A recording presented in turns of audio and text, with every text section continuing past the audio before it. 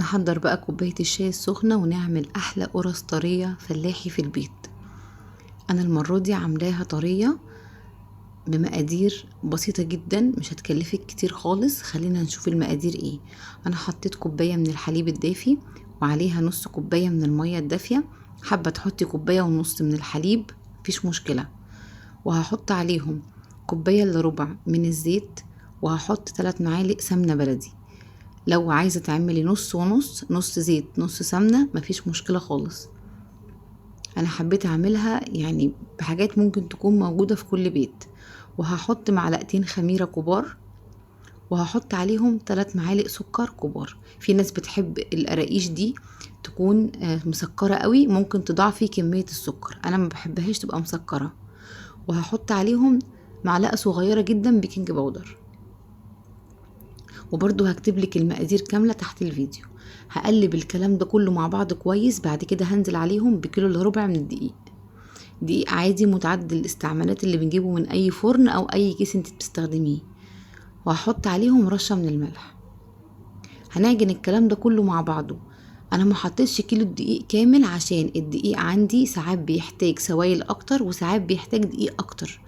بس المقادير دي ممكن تعمل معاكي كيلو من الدقيق حسب الدقيق عندك بياخد سوائل قد ايه. هنبتدي نعجن الكلام ده في العجان. المدة لا تقل عن 5 دقايق، على ايديكي 10 دقايق. اعجني ووقفي اعجني ووقفي. اهم حاجة العجين ما يكونش متشقق معاكي او ناشف. لازم العجينة تكون، بصي انا بشدها كده طرية، العجينة تكون طرية. هلم العجينة بعد ما عجنتها وحسيت ان هي اتعجنت خلاص ما بتشققش مني لو دوست عليها.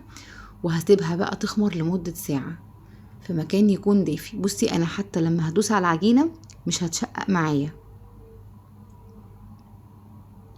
بس هنا انا هحط العجينة في حاجة تكون نظيفة، وهقفلها كويس جدا بالاسترتش. لو ما عندكيش استرتش حطي عليها اي كيس يكون نظيف. وبعد كده هغطيها باي فوطة تكون نظيفة، فوطة مطبخ. وهحطها في مكان دافي لمدة ساعة. انا عن نفسي مش هعمل القرص دي باي حشو، انا بعملها سادة. يعني انا حبيت اعملها سادة معاكم. ما كانش كمان متوفر عندي عجوة في البيت، بس طبعا لو انت حابة تحطي عجوة بتحطي عجوة فيها، بتبقى حلوة جدا.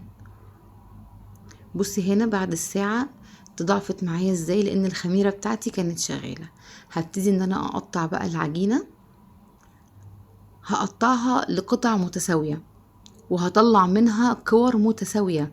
يعني انا في الحتة دي ممكن اوزن كمان. حبيت ان انا اوزنها، عملت كل كورة حوالي 50 جرام.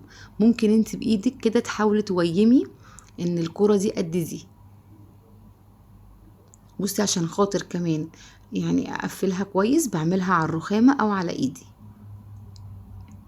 انا بسيبها كمان تخمر في الصاج تاني. عملت معاكم كده 2 سادة خالص، هعمل شوية سادة خالص على الوش، وهعمل شوية بالسمسم. وحاولي ان انتي وانتي بتشتغلي لازم تكوني مغطية العجينة عشان العجينة ما تنشفش، لان الجو برد جدا. بس هحطهم بقى على صاج يكون مدهون دهنة زيت بسيطة جدا، وهدوس عليهم كده. اسيبهم بس يرتاحوا دقيقة واحدة، وهدوس عليهم عشان يتفردوا معايا بكل سهولة. انا هنا كنت خلصت خلاص اول صاج، عملته سادة خالص بدون اي حاجة. وهكون مشغلة الفرن على درجة حرارة 180 وهدخله. الجزء التاني بقى انا هعمله بسمسم. عشان السمسم يكون زي بتاع المحلات ما يقعش من على الوش بسهولة، حطي حبة مية صغيرين وعليهم معلقة عسل اسود او معلقة سكر بني. مش متوفر عندك الاتنين، حطي معلقة نسكافيه اللي هو سريع الذوبان بدل كل ده، عشان السكر عشان السمسم سوري يمسك عليها من فوق ما يقعش منك في الصاج كله. وبرضو كنت خلصت الكمية كلها والفرن كده كده شغال. السوا بيكون اول ما بتاخد لون من تحت، ما خدتش لون من فوق اديها كمان لون من فوق على الشواية، بس ما تزوديش الفرن عليها عشان خاطر ما تنشفش. بصي انا هنا كنت خلصت الكمية طرية، واول ما تخرج من الفرن لازم تغطيها عشان الجو عندنا يعني بارد، فلازم تغطيها. بجد كانت تحفة، وهعملها تاني بس بالعجوة كمان معاكم.